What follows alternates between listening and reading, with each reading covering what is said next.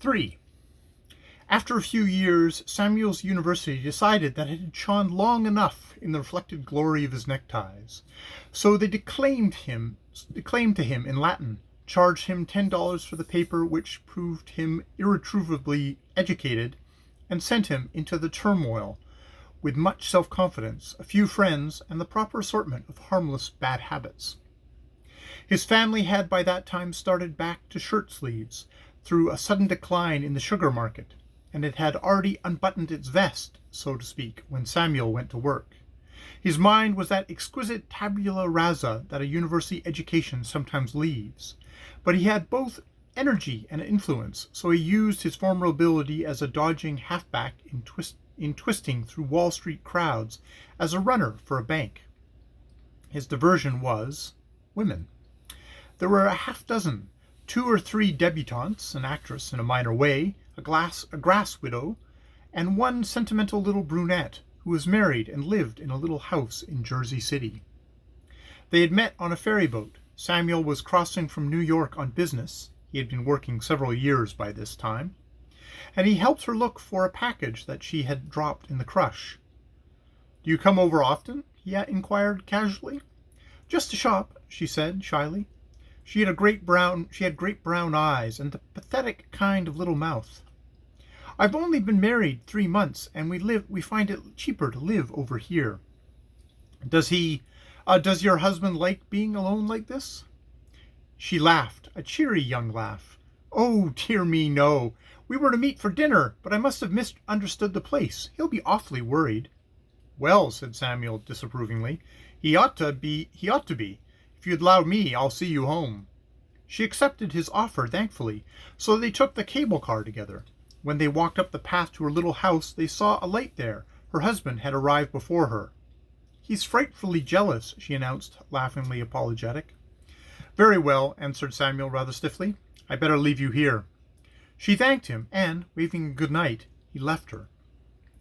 That would have been quite all if they hadn't met on Fifth Avenue one morning a week later. She started and blushed and seemed so glad to see him that they chatted like old friends. She was going to her dressmaker's, eat lunch alone at Taine's shop all afternoon, and meet her husband on the ferry at 5. Samuel told her that her husband was a very lucky man. She blushed again and scurried off. Samuel whistled all the way back to his office, but about 12 o'clock he began to see that pathetic, appealing little mouth everywhere, and those brown eyes. He fidgeted when he looked at the clock.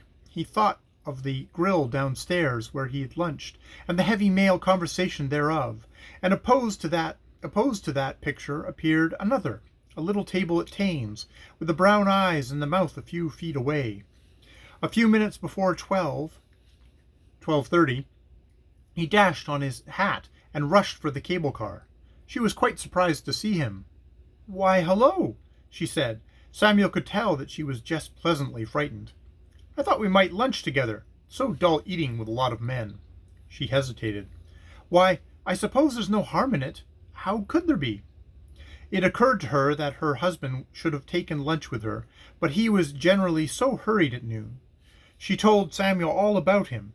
He was a little smaller than Samuel, but, oh, much better looking. He was a bookkeeper, and not making a lot of money, but they were very happy and expected to be rich within 3 or 4 years. Samuel's grass widow had been in a quarrelsome mood for 3 or 4 weeks, and through contrast he took an accentuated pleasure in this meeting. So fresh was she, and earnest, and faintly adventurous. Her name was Marjorie. They made another engagement. In fact, for a month they lunched together 2 or 3 times a week. When she was sure that her husband would work late, Samuel took her over to New Jersey on the ferry, leaving her always on the tiny front porch after she had gone in and lit the gas to use the security of his masculine presence outside. This grew to be a ceremony, and it annoyed him. Whenever the comfortable glow fell out through the front windows, that was his congé. Yet he never suggested coming in, and Marjorie didn't invite him. Then, when Samuel and Marjorie had reached a stage in which they sometimes touched each other's arms gently, just to show that they were very good friends, Marjorie and her husband had one of those ultra-sensitive, supercritical quarrels that couples never indulge in unless they care a great deal about each other. It started with a cold mutton chop or a leak in the gas jet, and one day Samuel found her in Thames with dark shadows under her brown eyes and a terrifying pout. By this time Samuel thought he was in love with Marjorie, so he played up the quarrel for all it was worth. He was her best friend and patted her hand and leaned down close to her brown curls while she whispered in little sobs what her husband had said that morning.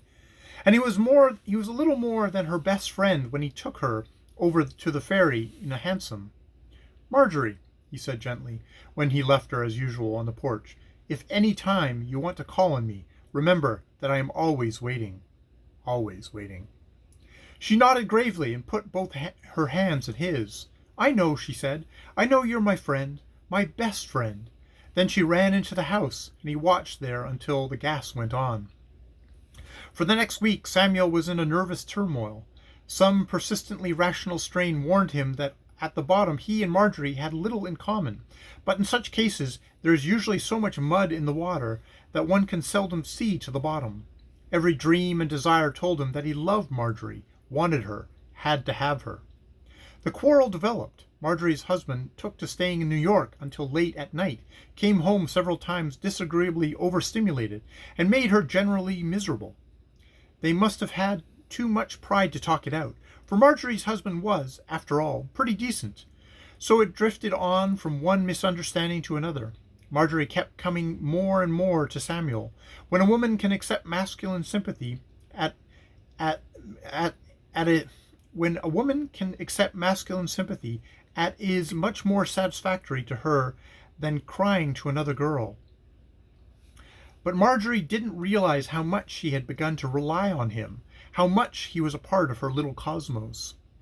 One night, instead of turning away when Marjorie went in and lit the gas, Samuel went in, too, and they sat together on the sofa in the little parlor. He was very happy. He envied their home, and he felt that the man who neglected such a possession out of stubborn pride was a fool and unworthy of his wife. But when he kissed Marjorie for the first time, she cried softly and told him to go. He sailed home on the wings of desperate excitement, quite resolved to fan this spark of romance, no matter how big the blaze or who was burned. At the time he considered that his thoughts were unselfishly of her. In a later perspective he knew that she had meant no more than the white screen in a motion picture. It was just Samuel, blind, delirious, desirous. Next day at Thames, when they met for lunch, Samuel dropped all pretense and made frank love to her. He had no plans, no definite intentions, except to kiss her lips again, to hold her in his arms, and feel that she was very little and pathetic and lovable. He took her home, and this time they kissed until both their hearts beat high. Words and phrases formed on his lips. Then, suddenly, there were steps on the porch. A hand tried the outside door. Marjorie turned dead white. "Wait," she whispered to Samuel in a frightened voice, but in angry impatience at the interruption. He walked to the front door and threw it open. Everyone has seen such scenes on the stage, seen them so often that when they actually happen, people behave very much like actors. Samuel felt that he was playing a part, and the lines came quite naturally. He announced that all had a right to lead their own lives, and he looked at Marjorie's husband menacingly, as if daring him to doubt it. Marjorie's husband spoke of the sanctity of the home, forgetting that it hadn't seemed very holy to him lately. Samuel continued along the lines of the right to happiness. Marjorie's husband mentioned firearms and the divorce court. Then suddenly he stopped and scrutinized both of them. Marjorie in pitiful collapse on the sofa, Samuel haranguing the furniture in a consciously heroic pose. "Go upstairs, Marjorie," he said in a different tone. "Stay where you are," Samuel countered quickly. Marjorie rose, wavered, and sat down, rose again, and moved hesitantly towards the stairs. "Come outside," he said to her husband.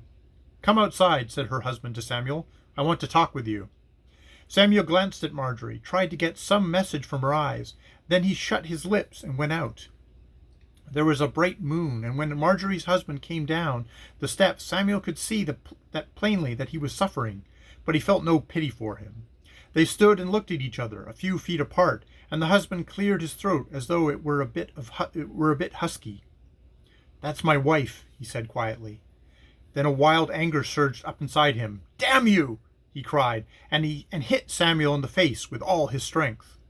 In that second, as Samuel slumped to the ground, it flashed to him that he had been hit like that twice before, and simultaneously the incident altered like a dream. He felt suddenly awake. Mechanically he sprang to his feet and squared off. The other man was waiting, fists up, a yard away, but Samuel knew that though physically he had him by several inches and many pounds, he wouldn't hit him. The situation had miraculously and entirely changed. A moment before Samuel had seemed to himself heroic.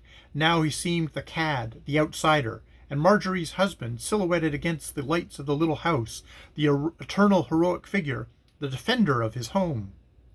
There was a pause, and then Samuel turned quickly away and went down the path for the last time.